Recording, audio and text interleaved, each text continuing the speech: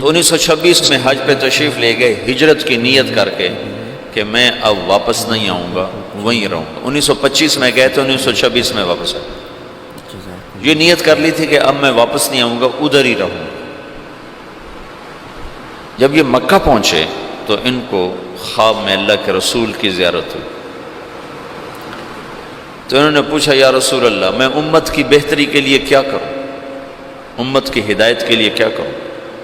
تو اللہ کے رسول نے فرمایا جیسے میں نے مکے میں کام کیا تھا تم ویسے کام کرو۔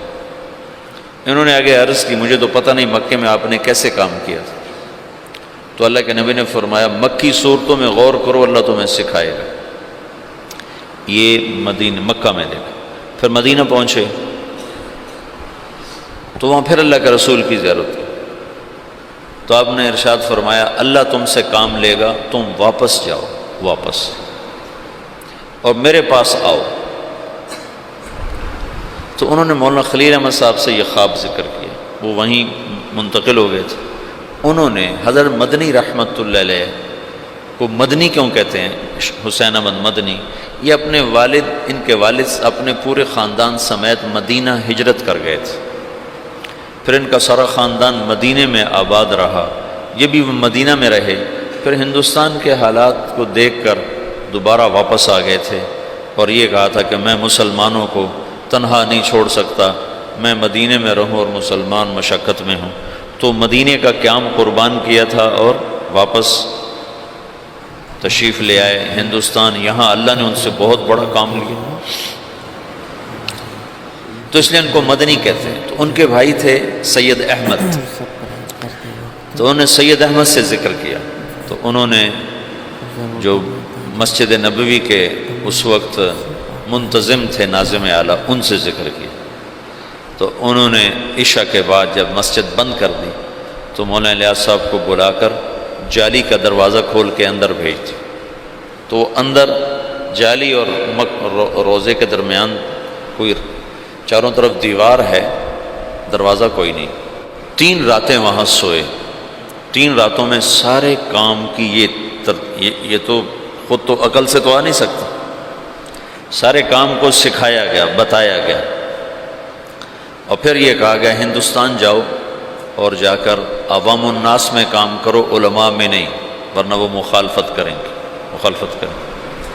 تو پھر یہ وہاں سے واپس تشریف لائے، 1926 میں پہنچے ہیں، اور پہلے علماء کو جمع کیا اور ان کے سامنے یہ بات رکھی کہ میں یوں کام کرنا چاہتا ہوں، تو کسی ایک نے بھی موافقت نہیں کی سوائے مولانا مدنی صاحب اور مفتی کفایت اللہ صاحب رحمۃ اللہ علیہ۔ ان 2 حضرات نے بات کو لیا اور سمجھا اور کہا کہ ہاں یہ تو دعوت والا کام ہے، لیکن یہ کرے گا کون؟ کہا یہ تو اللہ کرے گا، میرے ذمہ جہد ہے۔ پھر وہ بندہ فنا فی تبلیغ ہو گیا ہے اور دیوانگی چھا گئی، دیوانگی۔ ایک دفعہ بیان کر رہے تھے، گرمیوں کے دن تھے، صحن میں 11 بج گئے، 11 فجر کے بعد شروع ہوئے، گرمیوں میں 11 بج گئے، تو ایک مواتی کھڑا کر کے لگا بھائی نام دے دو ورنہ یہ مر جائے گا، بیچارہ مر جائے گا، نام دے دو۔ ایسی دیوانگی چھا گئی تھی، اور کوئی شکل نہیں، کوئی جانتا نہیں، اور آگے سامنے میواتی ہیں جن کو دین کی خبر ہی کوئی نہیں، کلمہ نماز کا نہیں پتہ، تو دعوت کیسے دیں گے؟ 10 برس کی محنت کے بعد ایک جماعت چلے کی تیار ہوئی، 10 سال کے بعد، تو ان کو ہدایات دیں، پھر ان کو روانہ کرتے کرتے 5 میل ان کے ساتھ پیدل چلتے گئے، پیدل چلتے۔ مولانا سعید خان صاحب سے یہ بات میں نے بہت دفعہ سنی، جب ان کو رخصت کرنے لگے تو کہنے لگے کہاں جا رہے ہو؟ ان کا جی دلی جا رہے ہیں۔ کہنے لگے نہیں، لندن پہ چوٹ پڑ گئی، امریکہ پہ چوٹ پڑ گئی، ساری دنیا میں ہدایت کا فیصلہ ہو گیا۔ ایک دفعہ عبدالرحمٰن صاحب تشریف فرما تھے، کہنے لگے ہم 5-6 آدمی بیٹھے ہوتے تھے مولانا الیاس صاحب کے آگے، 6-7 اور وہ ہم سے کہتے کہ بھائی ساری دنیا میں جماعتیں بھیجنی ہیں، مشورہ دو کیا کیا جائے۔ تو ہمیں خیال آتا ہے کہ مولانا صاحب بیچارے کتنے پاگل دیوانے ہیں، اور شیخ چلی کی باتیں کرتے ہیں کہ ہم 6-7 آدمی بیٹھے ہیں اور ہمیں کہہ رہے ہیں کہ ساری دنیا میں جماعتیں بھیجنی، مجھے مشورہ دو ہمیں کیا کرنا چاہیے۔ یعنی اللہ تعالیٰ نے اپنی قدرت سے ظاہر کر کے دکھا دیا کہ کیسے سارے عالم میں ہم خود پھر رہے ہیں، وہ ساری دنیا سے جماعتیں ہمارے پاس آ رہی ہیں، ہم سے ساری دنیا میں لوگ جا رہے ہیں۔ تو 1926 سے لے کر 1944 نوح میوات میں پہلی بستی ہے جہاں پہلا اجتماع ہوا۔ اس وقت اجتماع نہیں کہتے تھے، جلسہ کہتے تھے، جلسہ پہلا جلسہ ہوا۔ وَكَذَلِكَ جَعَلْنَاكُمْ أُمَّةً وَسَطًا لِتَكُونُوا شُهَدَاءَ عَلَى النَّاسِ۔ تو شہداء اللہ الناس کا فریضہ پوری امت کے ذمہ ہے، اور سارا عالم ہمارے ذمہ۔ میاں جی بدر الدین، یہی بدر الدین بتاتے ہیں، میں بیان کر رہا تھا تو سامنے کچھ لوگ بیٹھے تھے 10 12 15، تو پیچھے سے مولانا الیاس صاحب آ گئے، کہنے لگے بدر الدین کن میں بیان کر رہے ہو، کن کو سنا رہے ہو، کن کو سنا رہے ہو؟ کہا جی ان کو سنا رہا ہوں، جو سامنے بیٹھا ان کو سنا رہا ہوں۔ ہے تیرا بھلا ہو جائے، اونٹ کی نیت کر۔ اونٹ، اونٹ میواتی زبان میں آخری کنارے کو کہتے ہیں، آخری کنارہ، کہ دنیا کے آخری کنارے کی نیت کر کہ میں یہ بات دنیا کے آخری انسان تک کو سنا رہا ہوں۔ ایسے وہ نیت کرواتے تھے۔ اپنی زندگی میں 2 کمرے بنائے تھے مسجد میں داخل ہو کر، جنوب کی طرف اوپر ان میں کھڑکیاں، کھلی کھلی دروازے، اور یہ فرمایا کہ یہاں غیر ملکی مہمان جب آئیں گے تو ان کو تم نے یہاں ٹھہرانا ہے۔ تو وہ بیچارے ان کے مرید حیران ہوتے کہ ادھر مقامی کوئی نہیں آتا تو غیر ملکی کہاں سے آئیں گے۔ میاں جی دین محمد تھے جو حضرت مولانا الیاس صاحب کے ابتدائی خدام میں تھے، اور جو جماعت مولانا الیاس صاحب نے حضرت تھانوی کے خانقاہ تھانہ بھون بھیجی تھی، اس میں وہ اس جماعت میں ان کی تشکیل تھی۔ وہ کہتے ایک دفعہ مجھ سے کہنے لگے کہ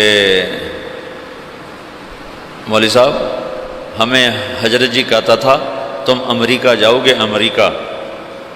تو ہم تو اتنے سیدھے سادے دیہاتی تھے کہ ہم یوں سمجھتے تھے امریکہ دلی سے آگے کسی شہر کا نام ہے، دلی سے آگے کسی شہر کا نام ہے جو ہمیں کہتا ہے کہ تم امریکہ جاؤ گے۔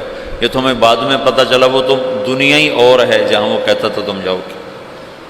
تو جہاز کچھ نہ کچھ اس زمانے میں چل گئے تھے، تو کبھی اوپر سے کوئی جہاز گزرتا تو اس کو میواتی میں کہتے تھے اڑن کھٹولا۔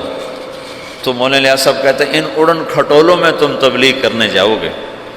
تو ہم تو گدھوں پہ سوار ہونے والے تھے، ہم کہیں مولوی الیاس ہمارا مذاق اڑاتا ہے کہ ہم تو گدھوں پہ سوار ہونے والے، ہم اڑن کھٹولوں میں کہاں بیٹھیں گے۔ تو اللہ نے ان کو اڑن کھٹولوں میں بٹھایا۔ تو ابتدائی ادھر 1926 میں 1918 میں مولانا الیاس صاحب آ کر بیٹھے ہیں نظام الدین، اور 1918 میں برطانوی فوجیں مشرق وسطیٰ میں داخل ہوئی ہیں، اور 1919 میں شام فتح ہوا ہے۔ فرانسیسی فوجوں نے شام کو فتح کیا اور شام کو 3 حصوں میں تقسیم کر دیا۔ ایک کا نام سوریہ رکھا، ایک کا نام لبنان رکھا، اور ایک کا نام اردن کر دیا، اور شام کو 3 حصوں میں تقسیم کر دیا۔ اور 1926 میں اسرائیل کو بنانے کا منصوبہ مکمل ہو گیا کہ اسرائیل بنایا۔ ادھر 1926 میں دعوت کا کام چلا جس کا آخری سرا مہدی سے جا کے ملتا ہے، اور ادھر 1926 میں یہودیت کا کام چلا جس کا آخری سرا دجال کے ساتھ جا کر ملتا ہے۔ یہ آپس میں یہ تانے بانے میرے اپنے بنائے ہوئے ہیں، میں نے سنے نہیں ہیں، لیکن جو کچھ پڑھا ہے اس کے مطابق میں ایک ترتیب ذہن میں آئی کہ ادھر دعوت کا کام بھی ہدایت پر ختم ہو گیا۔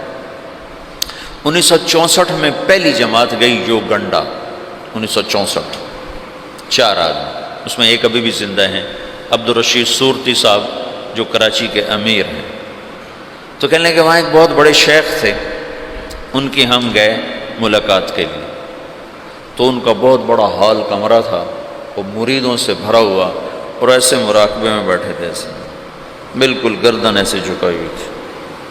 ہم 4 آدمی کمرے میں داخل ہوئے، اور یہ پہلی جماعت ہے، آج تک کوئی کسی کو پتہ ہی نہیں کہ تبلیغی جماعت پاکستان میں کوئی نہیں جانتا تھا 1964 میں، باہر کون جانتا ہے، اور یوگنڈا۔ تو جو ہی ہم اندر داخل ہوئے تو انہیں ایک دم سر اٹھایا، کہا مرحباً بجیش المہدی، مرحباً بجیش المہدی، مرحباً بجیش المہدی، 3 دفعہ انہوں نے اس کو دہرایا اور ہمارا بڑا زبردست اکرام کیا۔ تو دعوت کی انتہا وہاں جاتی ہے اور یہودیت کی انتہا دجال تک جاتی ہے۔ یہ دونوں طاقتیں جب ٹکرائیں گی تو اللہ دجالی فتنے کو ختم فرمائے گا، اور ایمان والوں کو اللہ تعالیٰ عزت اور بلندی عطا فرمائے گا۔